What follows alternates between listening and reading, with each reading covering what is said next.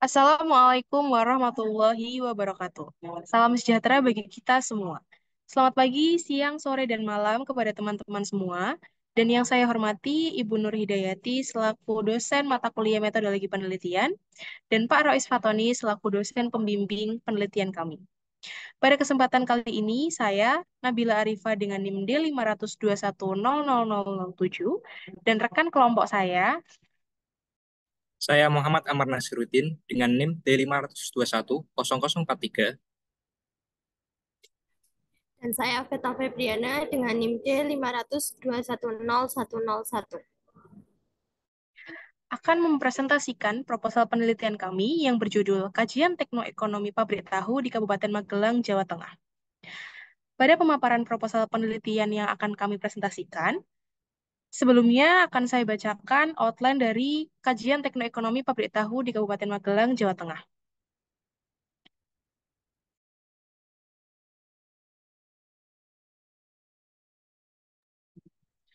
Yang pertama adalah latar belakang, kemudian dilanjut dengan landasan teori.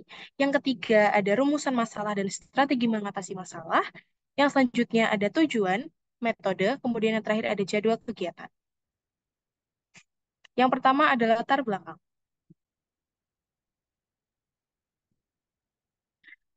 Seiring berkembangnya zaman, pabrik tahu merupakan salah satu sektor industri makanan yang penting di banyak negara, terutama di Asia Tenggara.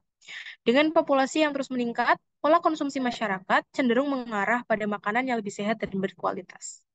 Tahu sendiri menjadi makanan yang banyak dikonsumsi masyarakat Indonesia karena tahu mengandung banyak gizi yang tergantung sumber protein. Dengan adanya hal tersebut, industri tahu makin berkembang memberikan dampak positif terhadap pertumbuhan ekonomi masyarakat.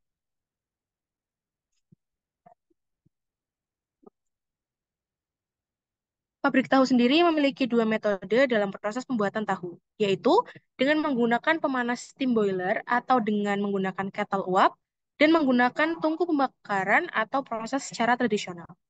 Untuk melakukan efisiensi pada boiler, kami harus memperhatikan tekanan, supaya pemakaian bahan bakunya lebih efisien.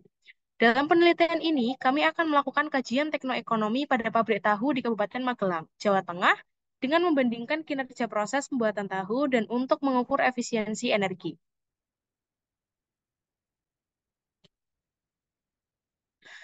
Penelitian ini penting untuk dilakukan karena untuk meningkatkan efisiensi operasional dengan meningkatkan kinerja proses pabrik tahu. Sehingga penelitian ini dapat memberikan panduan yang berharga bagi industri dalam mengukur efisiensi dan produktivitas pabrik tahu, mengevaluasi biaya investasi awal, termasuk penghematan biaya operasional.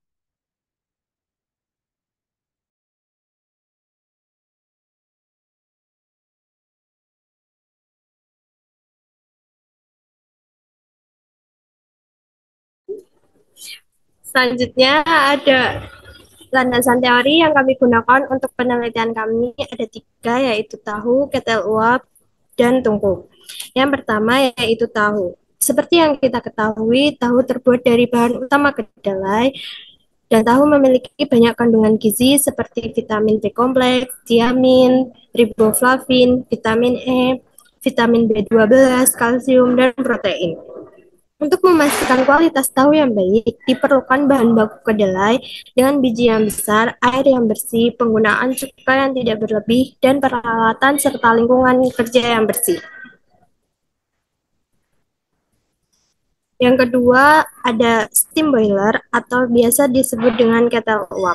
Boiler merupakan sebuah alat untuk menghasilkan uap dengan mengubah air menjadi uap melalui pemanasan. Pembakaran bahan bakar terjadi di dalam furnace, dan panas yang dihasilkan harus dimanfaatkan secara optimal agar gas asap yang keluar dari cerobong memiliki kadar kalor yang rendah. Prinsip kerja boiler sendiri melibatkan transfer panas dari pembakaran bahan bakar sehingga air dapat berubah menjadi uap. Dan uap yang dihasilkan oleh boiler akan digunakan sebagai proses pemasakan kedelai. Nah, yang ketiga ada tungku. Tungku pembakaran pada industri tahu digunakan pada proses pemasakan kedelai. Dan bahan bakar yang paling umum digunakan yaitu kayu bakar. Tungku tradisional biasanya berbentuk sederhana dan biasanya terdiri dari susunan batu yang dirancang untuk melindungi bahan bakar dan mengarahkan panas sesuai kebutuhan. Selain itu, ada juga yang terbuat dari campuran sekam padi dan lumpur yang dirancang untuk meningkatkan keamanan dengan mengurangi resiko api atau panas yang dihasilkan. Untuk rumusan masalah dan strategi mengatasi masalah, yang pertama yaitu bagaimana kinerja tungku pembakaran industri tahu pada sistem tradisional di Kabupaten Magelang. Yang kedua ada bagaimana tungku pembakaran industri tahu pada sistem modern di Kabupaten Magelang. Yang ketiga, apa pengaruh efisiensi energi menggunakan tungku tradisional dan steam boiler di Kabupaten Magelang. Dan yang keempat yaitu perbandingan kinerja tungku pembakaran industri tahu pada steam tradisional dan sistem modern di Kabupaten Magelang. Untuk strategi mengatasi masalah sendiri, yang kita ambil yaitu ada dua. Yang pertama, memilih kinerja proses yang paling efisien, dan yang kedua, memilih efisiensi energi yang paling ekonomis.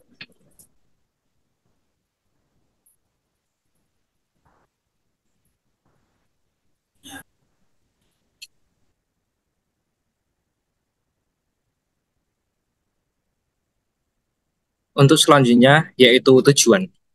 Tujuan yang pertama yaitu mengetahui kinerja tungku tradisional dan steam boiler dalam proses produksi di pabrik tahu. Tujuan yang kedua yaitu mengetahui efisiensi energi penggunaan steam boiler dibandingkan tungku tradisional.